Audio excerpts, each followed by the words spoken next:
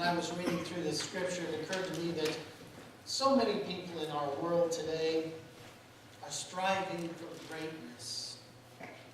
They want to be the best that they can be. They want to be the best of what they do. They want to make as much money as they possibly can, so on and so forth. While there's nothing wrong with ambition, God doesn't call us to be great. God calls us to be good. I remember not long after our former bishop took office, and he was our bishop for 12 years.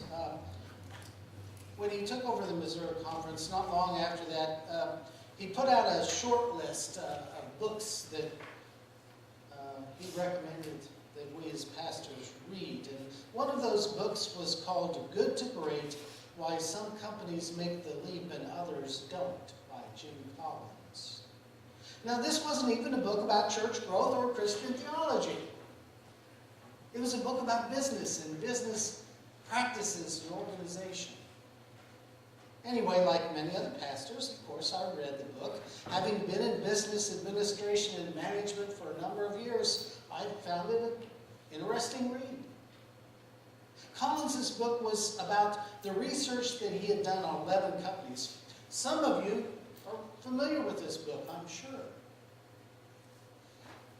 Anyway, he did research on 11 companies, and in his opinion, he put this list out of these 11 companies that he called great, that they had made the leap from being just good companies to being really great ones. Collins made the statement that good is the enemy of great. And the way he defined greatness was that they had a distinctive impact and a superior performance. With phrases like that, is it any wonder that this book was a big success? After all, we Americans love greatness, don't we? Whether we're talking about sports or politics or business, we want to see things move from being just good to being really great. Because of the average American's attitude toward greatness, is it any coincidence that the most popular slogan at the last election was "Make America Great Again"? We often use these same terms when we talk about church things. What defines a great church? Is it its distinctiveness, its superior performance? And how do we measure performance? Churches often use many of the same metrics that businesses use to measure how they are doing. If they are moving from good to great. Just think about the numbers that we track as a church. Attendance, participation in mission work, our revenue stream and how much money that we take in. In short, all the things that would make a church bigger, faster, stronger, richer, more famous. And the really big, successful churches, this usually includes building a brand new, extravagant worship center for its members, doesn't it? Of course, in Collins's opinion, if you're only good and not great, then you've still got a lot of work ahead of you. The problem is that while we may climb to the top of the mountain of success, staying at the top is not easy. Let's look at those 11 companies that were the supposedly great companies in Collins's book. 15 years later, by the way, many of them are no longer, that great. In fact, 2 of them no longer even exist. Circuit City. Does everybody remember Circuit City? Circuit City was one at the top of his list in Collins's book. But it went bankrupt in 2009. Gillette was actually bought out by a different company.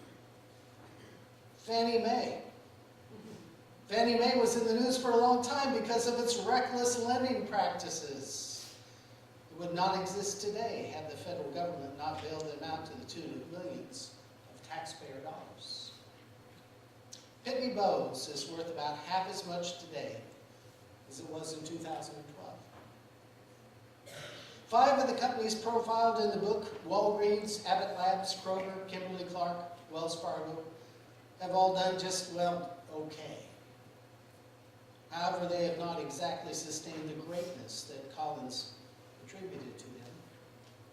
Some of the higher level management of Wells Fargo will end up being fired. Some of them already have been over the recent scandals in that company. But as we saw happen in the mortgage crisis of just a few years ago, bankers don't have to go to jail.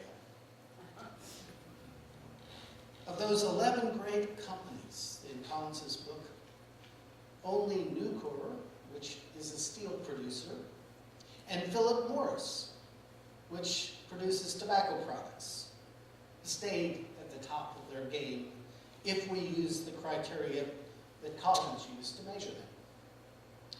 But let's not be too harsh. After all, it's easy to make judgments in hindsight, isn't it? While good business practices and principles are very important, they are not always an accurate predictor of greatness. All this talk of greatness does raise a good question. Is simply attaining greatness the only goal a business or an organization should be striving to achieve? What about a church? Is attaining greatness something that we believe God is concerned about? Is attaining greatness, should that be the ultimate end, the ultimate goal?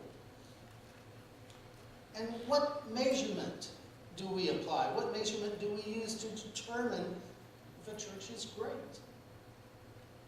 Collins made the comment that good is the enemy of great.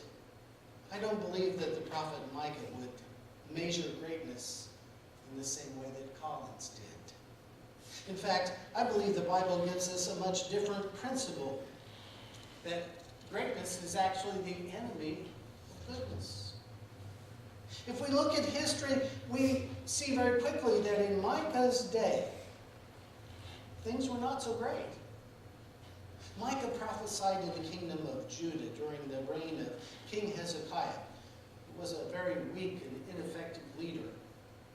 Israel, the 10 northern tribes, no longer even existed, because in 722 BC, the Assyrians, over a period of a few years, had conquered them, carried off many of the people into Assyria, and gradually assimilated them into their nation. So not only did Israel no longer exist as a nation, they no longer even existed as a people. The only reason the kingdom of Judah escaped the same fate is that Hezekiah paid off the Assyrians, which prevented them, at least temporarily, from coming in and conquering Judah. In the days of King David and King Solomon, Israel had once achieved greatness. But they were not considered great by anyone's standards any longer. Micah spends a lot of time in his book, in his writings, reminiscing about Israel's former greatness. He also records Judah's slow downward spiral into depravity, citing its corrupt legal system, the oppression of the poor, its dishonest economic practices that only benefits a small segment of its population, its rejection of God's justice and God's commands were probably its most grievous transgression. He also cites the greedy clergy or priestly caste that existed.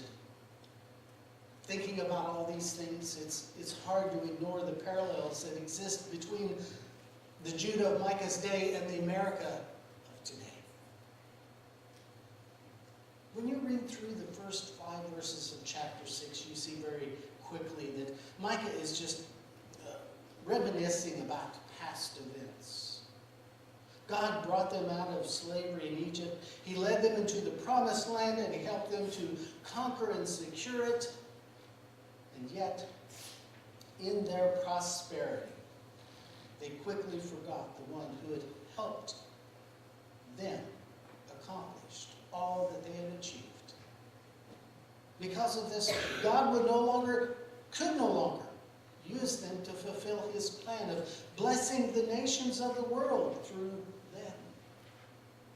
They were no longer great and no longer even good. Micah then tells them that because of their behavior, God is planning to pass judgment on them. After all I've done for you, God says, why did you treat me in this way? And so Micah attempts to answer God's question for his people. With what shall I come before the Lord and bow myself before God on high, he says. Shall I come before him with burnt offerings, with year-old calves? Will the Lord be pleased with thousands of rams, with 10,000 rivers of oil? Should I give my firstborn for my transgression, the fruit of my body, for the sin of my soul? Now, these would be the greatest gifts, the greatest sacrifices that an Israelite of Micah's day could imagine. It was a concept that was familiar to those folks, this sacrificial system. You see, they understood that sin is costly, that it created a debt with God that required payment in order to be expunged. But was this what God wanted for them? Or what God wanted from them? Was God asking for the performance of religious acts, or a great sacrifice of goods, or an act of penitence? Well, let me ask, is that what you believe God wants from us today? Well, let's try to bring these concepts up to date a bit and express them in today's language. With what shall we come before the Lord? That was Micah's question. With our great palatial buildings? By counting how full our sanctuaries are on a Sunday morning? Touting our $1 million budgets? Will God be pleased if we can show him how successful we are? Is God impressed with how much bigger, better, faster, stronger that we have become? Is that the kind of church that God blesses? Is our greatness the thing that God is most concerned about? I believe Micah would shake his head at these things and say, no. Take note of how he responds to that question in verse 8. He has shown you, O man, what is good. And what does the Lord require of you? But to do justly, to love mercy, and to walk humbly with your God. So the next question should be for us, how do we know if we are good? How do we measure goodness today? Well, first, Micah says that doing good is being sure that in all things we treat people justly. And apart from God, can we act justly? Many would argue that we cannot, that left to our own, we will always act selfishly and always do whatever benefits ourselves the most. According to Reverend Kurt Tomlinson, he says this, he says, goodness is something that is all of God, whereas greatness is what we humans attempt. So when we do justice, isn't that an acknowledgement that goodness is defined by what God wills and empowers us to do, and not not something that we would want or desire on our own. The second point that Micah makes is that true justice also means that we love mercy. In the Bible, mercy and kindness are often translated from the same word in Hebrew. So this means that our relationship with others is always to be tempered with mercy and kindness. And these attributes are always to be present and practiced by us in our interaction with one another. The third thing that Micah talks about is humility. Micah says that being good means being humble, walking humbly with God. That means more than just practicing modesty. It also implies practicing attentiveness. It means that as we go through our daily lives, we are paying attention to God and the things that God thinks are important. You see, in our desire to achieve greatness, we can miss doing what is good. Think about that. How many times have we simply done what we wanted to do without even considering what God would want us to do? Let's think about some of the ways that we have seen this happen. When we fail to spend time reading the Bible, when we neglect our prayer life, when it becomes easy for us to come up with all kinds of excuses not to go to church, not to worship, when we only seek out God or pay attention to God when we want something from God. These are some of the signs that we are striving for our own greatness instead of walking humbly with God. When we begin to pay attention to God and humble ourselves, it is then that we are demonstrating our faithfulness in our discipleship. It is only then that we become capable of doing good because we are embracing the goodness of God in our lives. What was it that caused the early church to grow so quickly? When you read in Acts, you're just almost dumbfounded by the numbers that they put forth. What caused that to take place? Well, I can assure you it wasn't because of their opulent church buildings or their vast amounts of wealth. It likely wasn't even their great preaching or their evangelistic programs. What attracted so many people to the early church was not their greatness or their success. It was their character. It was because they focused on being good instead of on being great. It was because the measure that they applied for success was, were they growing quality disciples of Jesus Christ? And not just growing a big church or a great church. And I believe this should be our focus today as well. Are we seeking to treat others justly?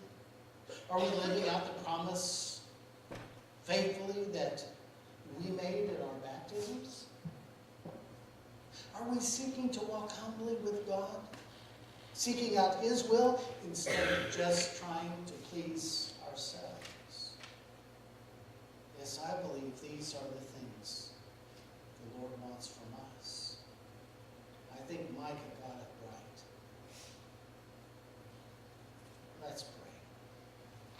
Living God, it's hard in our world today to focus on you, and in Micah's words, to walk humbly with you. So many things pull us away. Lord, help us to keep our focus on you, to put the things that you have stated are important for